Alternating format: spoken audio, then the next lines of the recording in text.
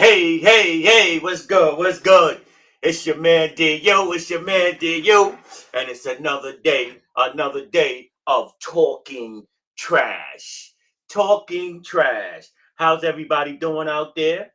I hope everybody's chilling on this rainy day in New York. I don't know how it is in other areas, but right now in New York, it is pouring rain, right? It's April, right? They said April showers bring May flowers, right? Um, Before we get into it, of course, hey, you see me with this Pulsar Entertainment hat, right? Last week I showed y'all the talking trash stainless steel water bottle. You can pick that up at Pulsar-Entertainment LLC dot mybigcommerce.com. Again, you can go to Pulsar-Entertainment LLC dot mybigcommerce.com and get yourself a Pulsar hat. You know, great snapback hat. Great snapback hat. Or get yourself a talking trash water bottle. Stainless steel, I might add. Right? I Hey, first topic of the day. First topic of the day. The Knicks are eliminated from the playoffs. Amazing. It's amazing that I'm saying this. For me, it's amazing that I'm saying this. And why it's amazing is because if you go back to the first game of the season against the Boston Celtics, I thought the Knicks would definitely playoff bound. I thought they would definitely playoff bound. I thought we had a team that was not built for a championship, but was going to go into the first round of the playoffs, win their first round, and then go into the second round. I didn't even think at the beginning of the season that the Knicks were a play-in team. I thought the Knicks were a playoff team. Not a play-in, but a playoff team. But instead, Atlanta blew out Cleveland. Once Atlanta blew out Cleveland, and I believe Trey, what's my man? My man, that plays for Atlanta. Trey, I know it's Trey. I can't think. I'm drawing a blank. But Trey, whatever his last name is, right? Trey Young, right? Uh, he got hurt, and he wind up, but in Atlanta, still wind up beating Cleveland, right? They still wind up beating Cleveland. So Trey Young gets hurt, and Atlanta still winds up beating Cleveland. And I mean, they blew Cleveland out. So Atlanta essentially is going to be in the playoffs or in the play-in, and the Knicks are going to be home. And this season, this season has been a real disappointment. This season has been a disappointment. I mean, on many levels. The injuries, one, starting with Nerlens Noel. Two, Derrick Rose being injured. Um, Three, Kemba Walker being injured. That's three injuries. Like Kemba Walker, essentially, I believe, has an injury that might end his career, and we haven't we haven't had a season where a player like Julius Randle, who owned the city, who was ready to take, who looked like he was ready to take that crown as being the man in the city, right? From a basketball standpoint. Because like when we talk other sports, like Lawrence Taylor was the man in New York, Derek Jeter was the man in New York, Reggie Jackson was the man in New York. You know, um Darryl Strawberry, Doc Gooden, right? These guys were the men in New York, was those guys. From a basketball standpoint, we had Clyde. Clyde was the man in New York. Willis Reed was the man. Uh, Bernard King for a certain period of time. Patrick Ewing. So it looked like Julius Randle was going to get past that crown, right? But I've never seen a player fall so low on the totem pole. Like it was, everything was primed for him to be the man in New York, and he just essentially lost the city. He lost the city, and he lost the city starting with his play. It seemed like he was still in a hangover from the Atlanta series, right? And that Atlanta series, he didn't play well in the Atlanta series, and I just looked at it, and I think many fans did looked at it as he's just getting his playoff legs under him, right?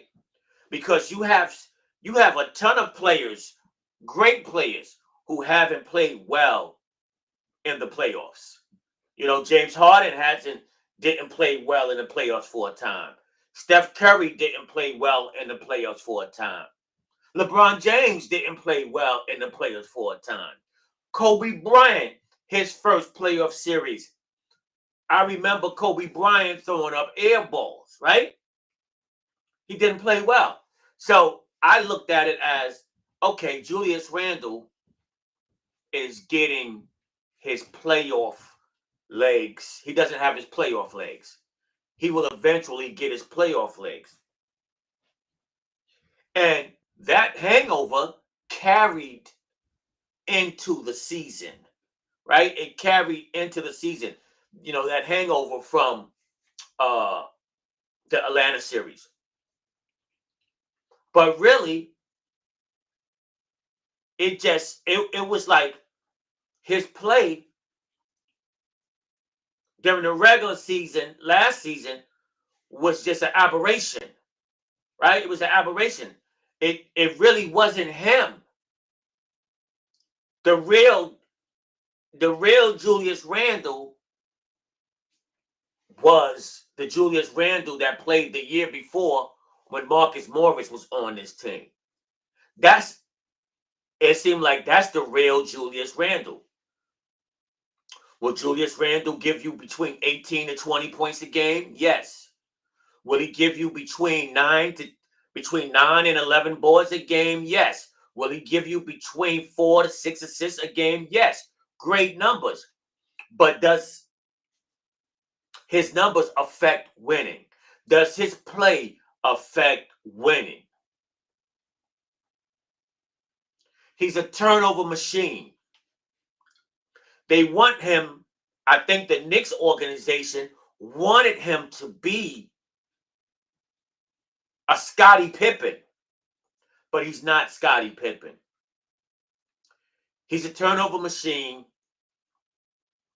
He can pass, but he doesn't have true court vision. He dribbles the ball way too much, too long. He dribbles the ball like he wants to be Kyrie Irving, and he doesn't have that type of handle. He's really no handle Randall, right? Then his attitude. He's not a leader. He is not a leader. And in this and in his is he somewhat of a tough guy? Yeah. But being a tough guy doesn't make you a leader, you know? Or maybe he's a quasi tough guy, right? Fake tough guy, Matter of fact, I'm not even gonna call him a fake tough guy, right? But in the NBA, he sticks up for himself. Is he an enforcer? No. But his game, his leadership, his lack of leadership doesn't impact winning. And he was at he met with the reporters, and he tugged at my heartstrings when he mentioned his son, right? Uh when he mentioned his son, and he said his son doesn't understand what's going on, the bulls, the type of treatment he's receiving, and that's heartbreaking because his son, which is, he's maybe like 4 or 5 years old, the most, is just a little kid that loves the game, right?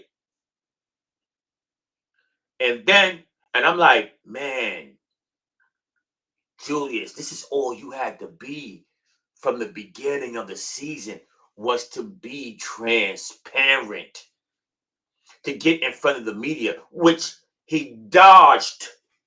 He ran away from multiple press conference, right? Like that's a requirement as an NBA player to meet with the press.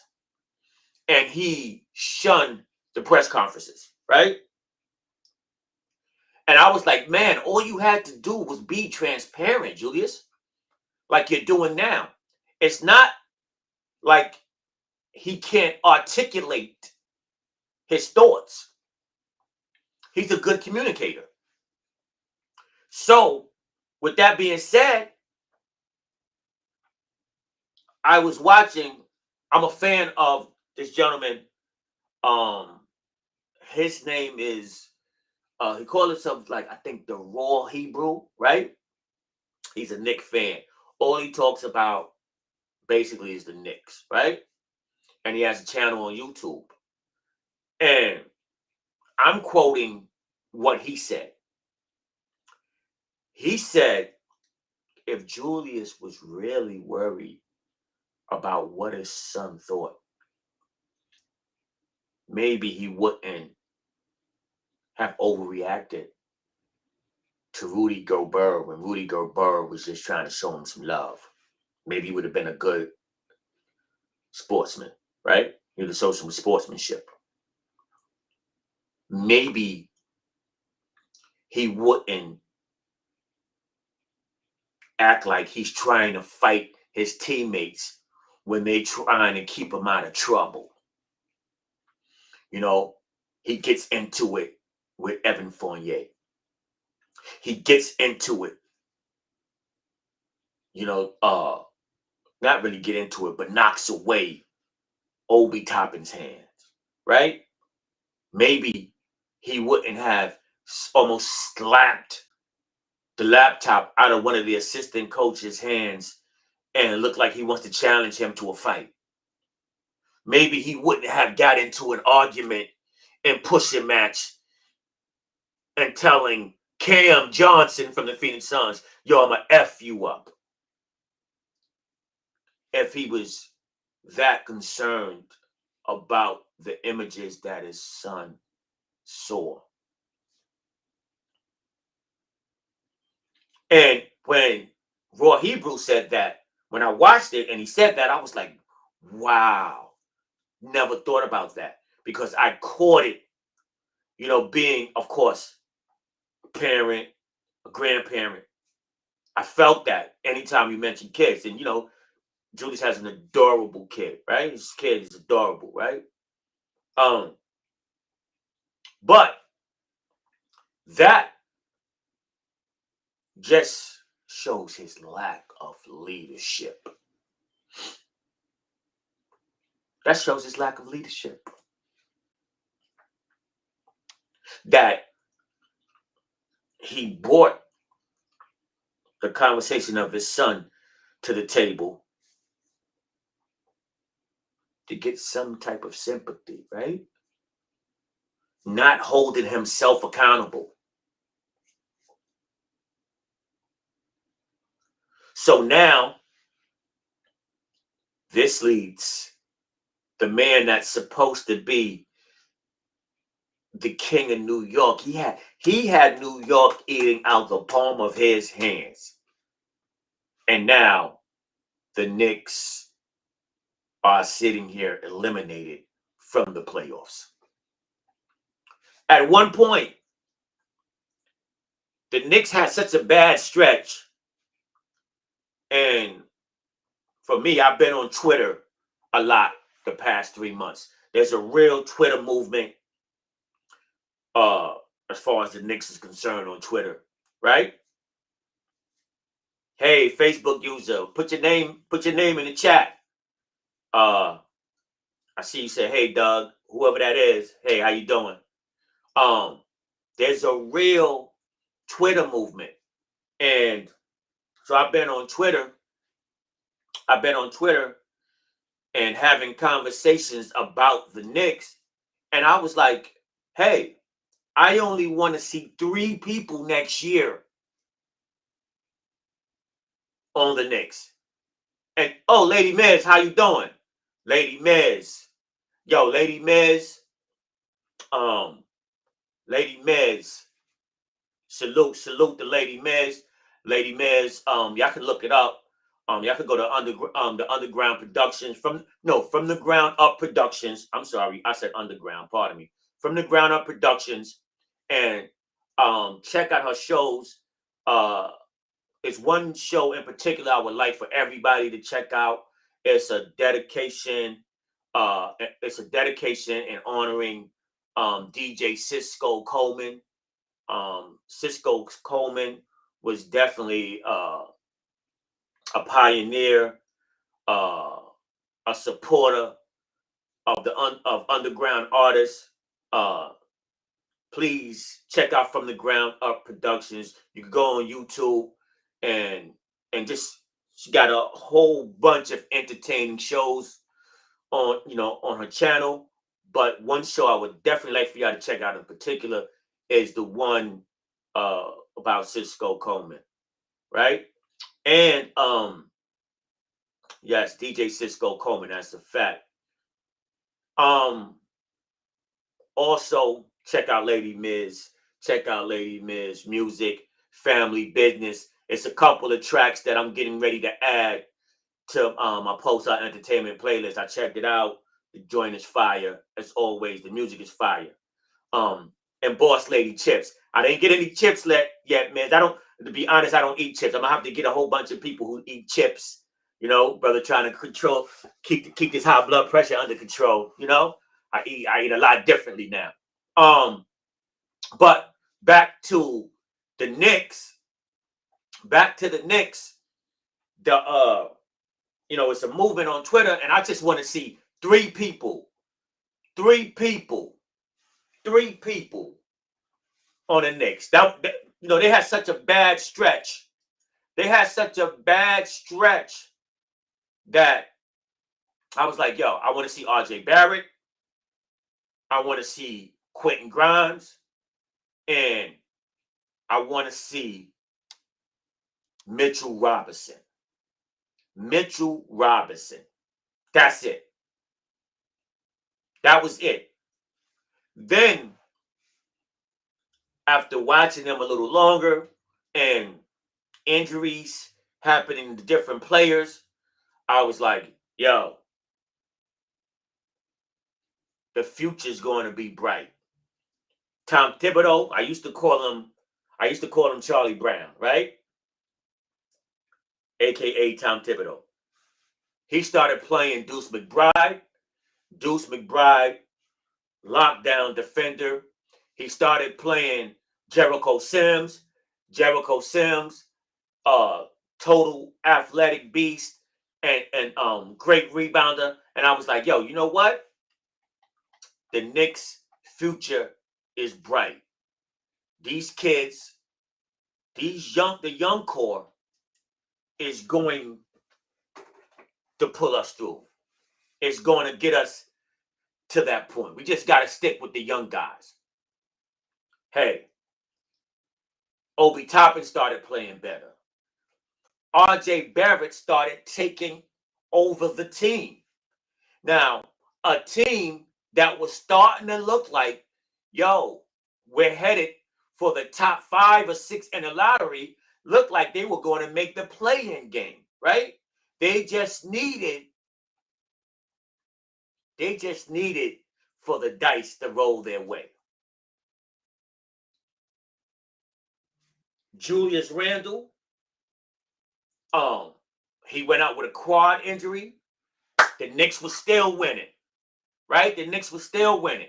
He came back because it probably looked like, hey, yo, these guys is winning without me. I'm supposed to be that guy. Nah. He comes back. Matter of fact, they did win when he came back. He came back, they won. Everybody's celebrating. He throws the ball. He throws the ball to the other end of the court and just walks off upset. Why? Because his team won without him having a great performance. His team, he didn't celebrate with his guys. He played like crap, and his understudy played brilliantly.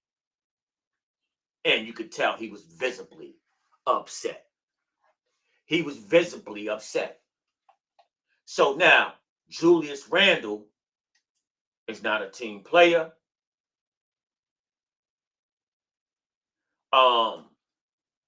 Just real quick, somebody said, I hope they step their rep up. I mean, I hope so. We rep the Knicks. They got to step their game up. That's a fact. They got to step their game up. But the future is bright. The future is bright. The future is definitely bright with the young core.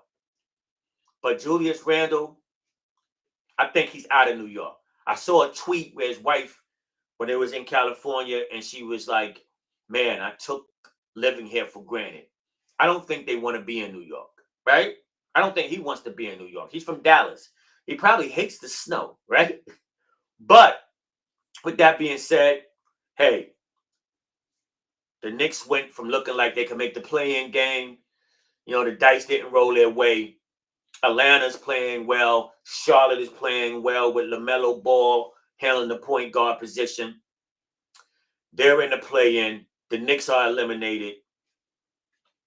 We're looking forward to the draft. We're going to be in the lottery. Not a high lottery pick, but we're going to be in the lottery. And we got to look forward to free agency. It's going to be interesting. The next thing I want to touch on before we get to before I get out of here is the Final Four.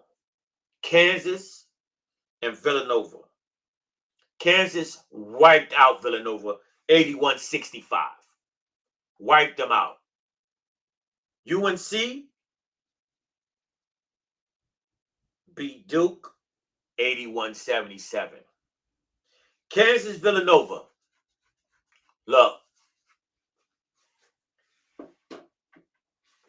I didn't have any skin in the game as far as they were concerned, right? 81-65. Was I rooting for Villanova? Somewhat. Biggie, like Big East. I'm a Big East guy.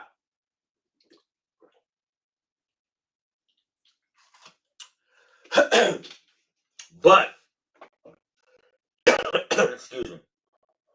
But Kansas is good, man. Kansas is good.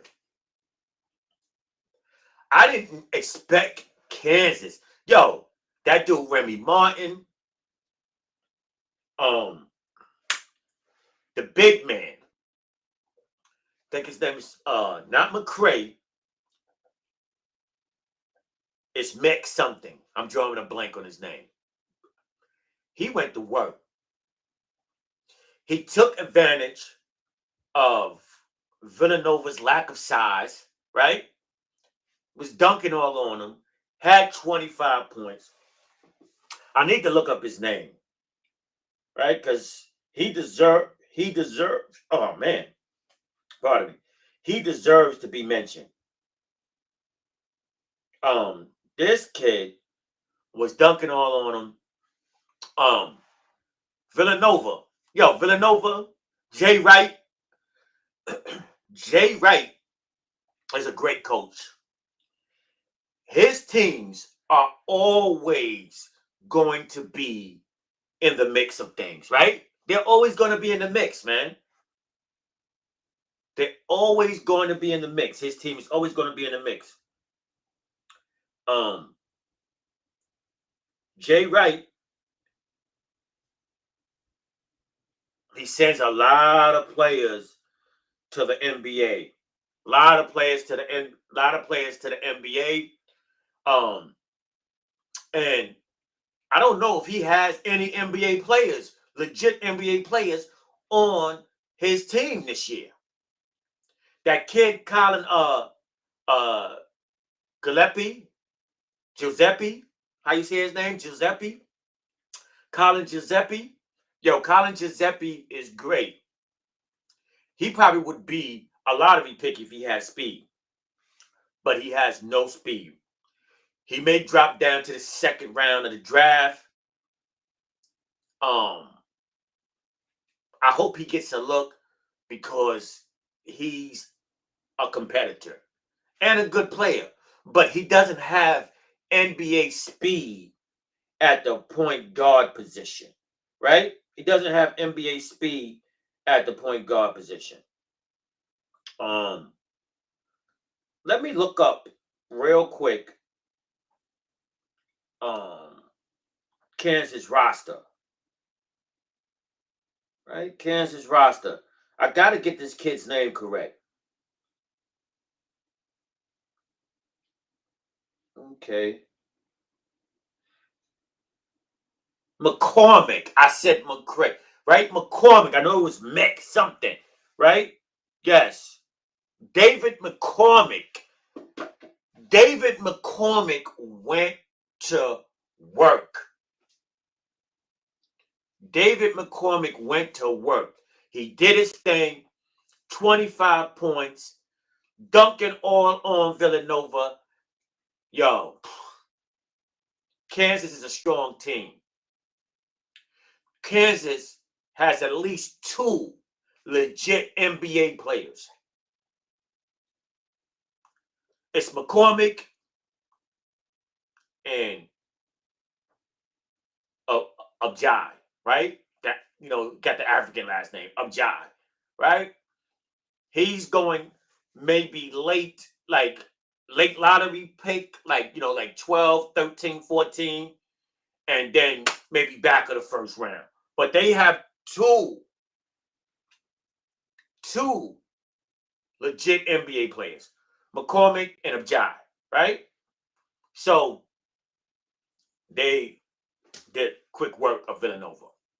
Now, the game everybody was waiting for. This was the marquee game. UNC, North Carolina Tar Heels against the Duke Blue Devils. Now, I'm going to tell you right now, I was going for Duke. I wanted Mike Krzyzewski to ride out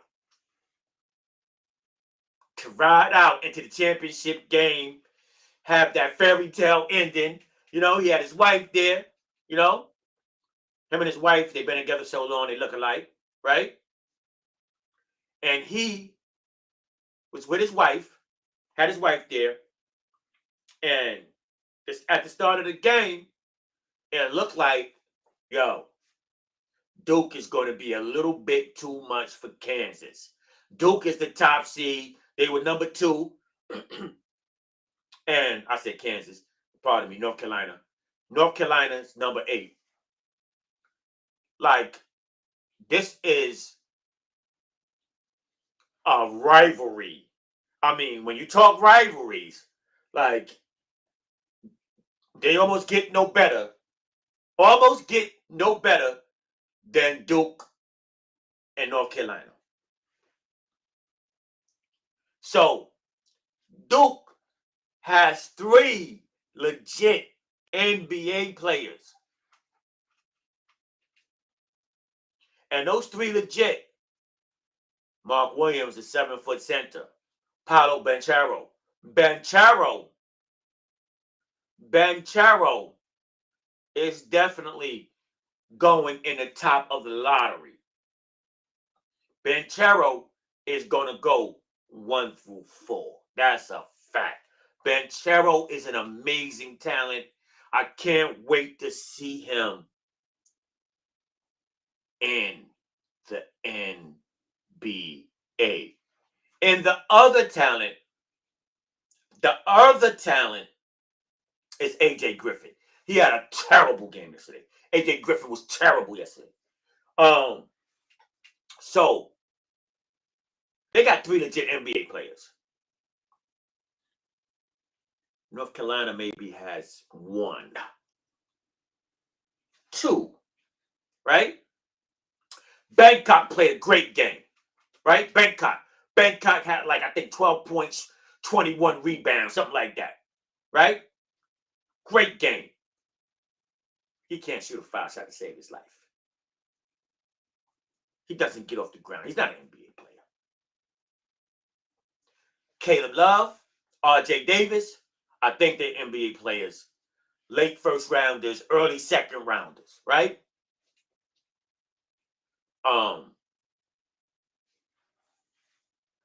One of them are NBA players, right? One of them, between Caleb Love and RJ Davis. Mark Williams for Duke, he gets in foul trouble early. They bring another big man off the bench. He's a transfer from Marquette. His last name is John. He gets in foul trouble in the first half. He picks up 4 fouls in the first half. But Duke still leads going into halftime. Then come back out for the second half. And I mean, this game had so many lead changes. They're going back and forth, back and forth, back and forth. The lead's changing. RJ Davis keeping them in the game. Then Caleb Love getting hot. Bangkok drawing foul after foul after foul after foul. He's drawing fouls on everybody. And he fouls out. When he injured his ankle, though, I thought it was over for North Carolina. But he's a young man. He shook that ankle injury off. Came right back in the game. Right? Came right back in the game. And Mark Williams was playing. I think if Mark Williams was in that game, and like the whole time it wasn't in foul trouble, I think it would have been a different story. But with that being said, the North Carolina Tar Heels were warriors. They did not give up. Hubert Davis would not let these young men give up. This is Hubert Davis's first season. He took over for Roy Williams. Hey, he would not let them give up. Roy Williams was in the stands. North Carolina fought valiantly.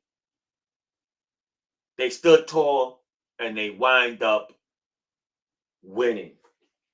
They wind up beating Duke 81-77. Mike Krzyzewski loses in the Final Four, heads into retirement. Hey, it's been a great career, Krzyzewski. One of the greatest basketball coaches around. Salute to him. And great game yesterday between Duke and UNC. Listen, this is your man DU. This is Talking Trash. And look, I'm out. Hope everybody have a great day. Enjoy your day. whatever you may do, I'm going to watch some more sports, you know? And you know, I'm out when you hear this, right?